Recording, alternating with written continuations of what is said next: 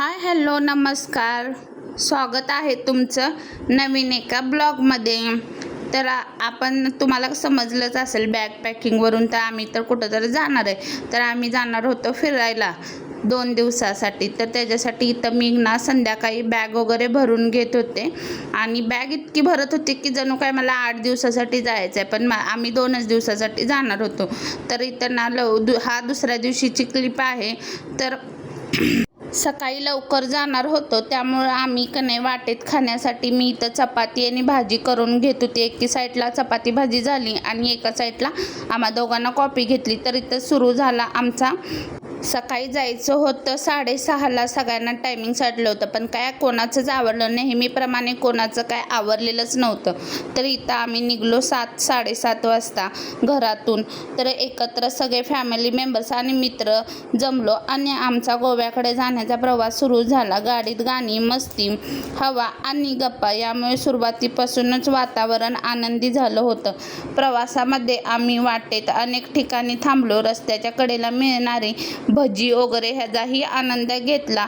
पुढे जाताच थोड्या वेळा रस्त्याच्या कडेला मिळणारे करवंद, जांभळे आणि ओला काजू याचा खास स्वाद घेतला. ग्रामीण भागातील त्या नैसर्गिक चवीने प्रवासाची मजा अजून वाढवली. त्यासोबतच गरमागरम चहा घेतल्यावर सगळ्यांचा थकवा दूर झाला. गाडीमध्ये सतत गाणी सुरू होती. काही जण डान्स करत होते तर काही जण जुन्या आठवणी काढत होते. मात्र प्रवास लांब असल्यामुळे काही लोकांना थोडासा त्रासही झाला, पण सगळ्यांनी एकमेकांची काळजी घेत आनंद कायम ठेवला. रस्त्याच्या आजूबाजूचे झाडे, झाडांना लागलेले फुले आणि करवंद, जांभळाचा वास किती प्रचंड दिला. काजू विकत घेतले काजू, ते पण खाल्ले वेगळेच. आणि इथं ना वाटेला आम्हाला काजूचं झाड दिसलं होतं. तर मी ह्यांना बोलत होते वाटेतनं झाडे दिसतील तशी, की मला लहानपणी ना मी खूप असे काजू विकायला यायचे ना तेव्हा दारावर, तेव्हा आम्ही खूप खाल्ले होते. पण परत ना कधी ते विकायला आले ना कधी खाल्ले. म्हणून मी ह्यांना बोलले तर ह्यांनी लगेच गाडी थांबवून ना तर काजू ओला तोडून घेऊन आले. आणि त्याचा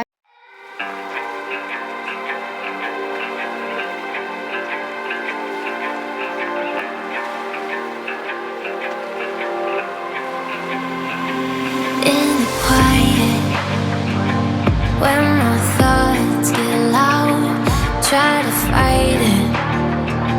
So I drink it down till my body learns to breathe you out of my story, but it gets blurry in between.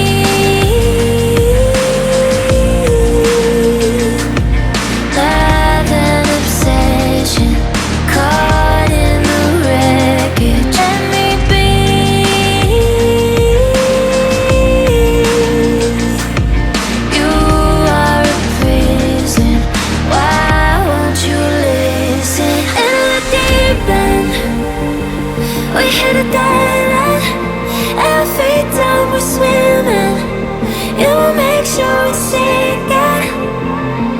In the deep end, why do I dive in? Every time we're sinking, down, down, down. In the deep end.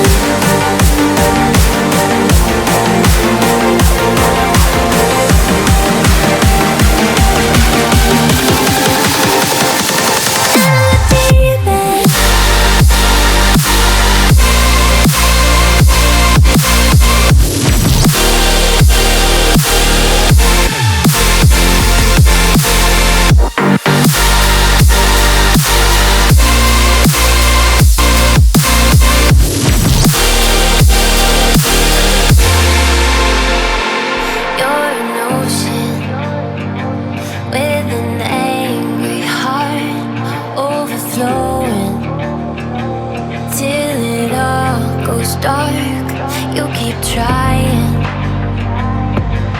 to hide the scars, but I don't need you anymore. That's the best part. In between love and obsession.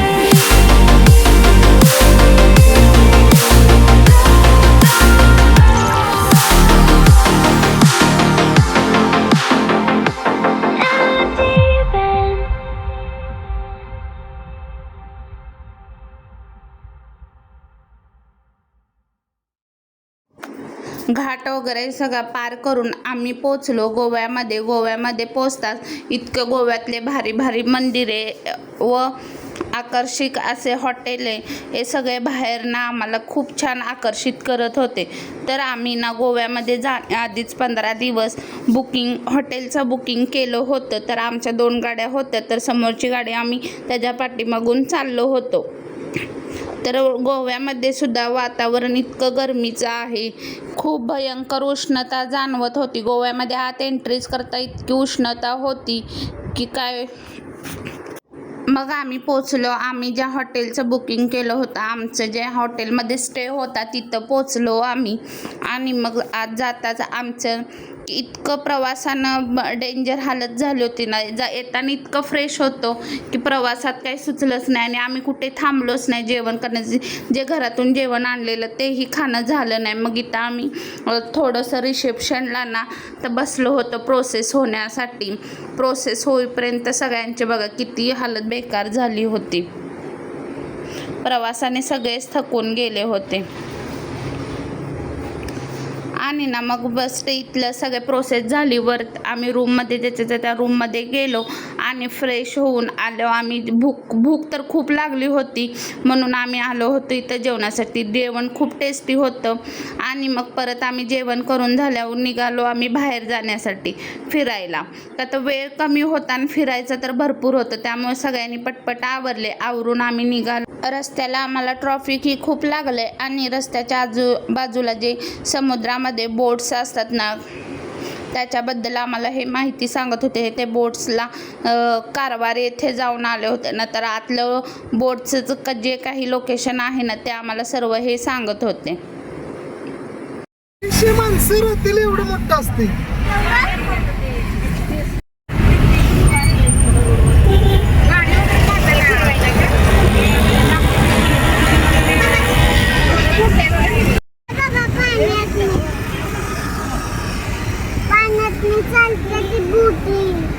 मला जरा काय कळतं का?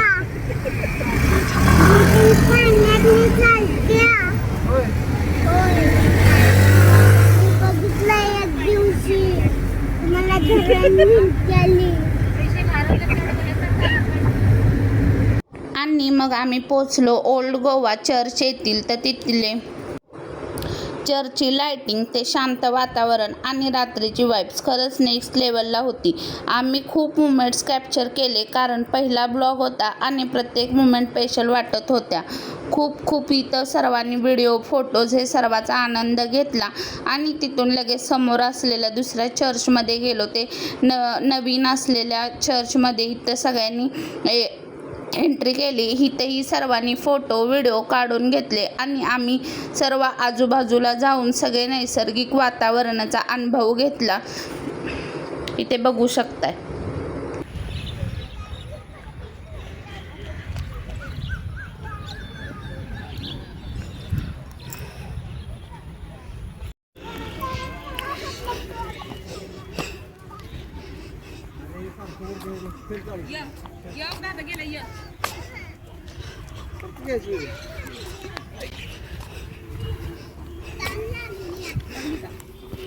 आता घेतली काकीनं बाट. आता पाणी नाही इथं. परत गाडीत गेल्यावर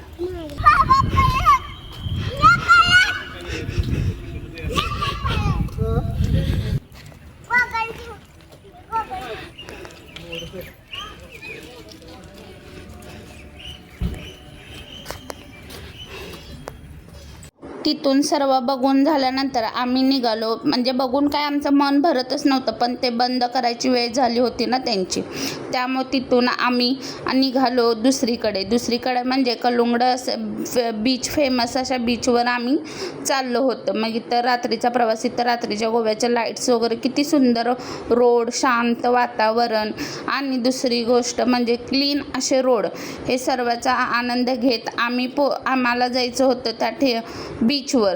तर बीचवर जाण्यासाठी इथं प्रवास आमचा चालू होता. इथं म्हणजे लांब सगळं लांब होतं.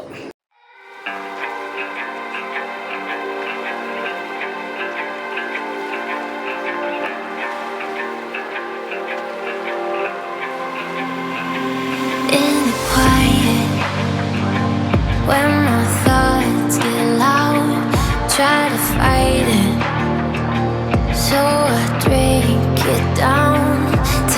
body learns to breathe you out of my story, but it gets blurry. And it मग आम्ही पोचलो कलुंगडच्या बीचवरच्या मार्केटमध्ये. तर मार्केटमध्ये गेलेत बायका म्हणल्यावर काहीच इकडं तिकडं सगळं बघण्यातच वेळ चालू होता ते सर्वांचा. काय आहे काय नाही नवीन काय दिसते ह्याचा सर्वजण काही घेणार तर नव्हतं आता रात्रीच्या, का तर उद्या परत इथंच यायचं होतं आम्हाला. त्यामुळे आम्ही काही घेतलं नाही, फक्त इथल्या वाईब्स एन्जॉय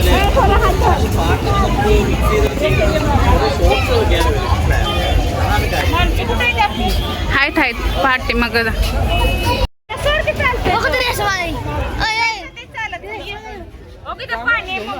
इथे बीचवर आल्यावर इतकं सुंदर वातावरण होतं, पण सर्वजण प्रवासात थकून गेले होते त्यामुळे कुणाचा काही एवढा मूड नव्हता. पण इथले लाईट्स वगैरे बघून आम्ही सर्वांनी इथं एन्जॉय केला आणि पोरंही खेळत होती. मग इथं थोडंसं का भूक लागली होती म्हणून थोडं सर्वांनी लाईटली खाऊ वगैरे खाल्ला. समुद्राच्या लाटा संध्याकाळच्या वेळी इतकं सुंदर वाटत होतं ना, वातावरण इतकं छान झालेलं. तर आजचा ब्लॉग तुम्हाला कसा वाटला हे कमेंट करून नक्की सांगा आणि भेटू उद्याच्या नेक्स्ट ब्लॉगमध्ये. तोपर्यंत टेक केअर, बाय बाय.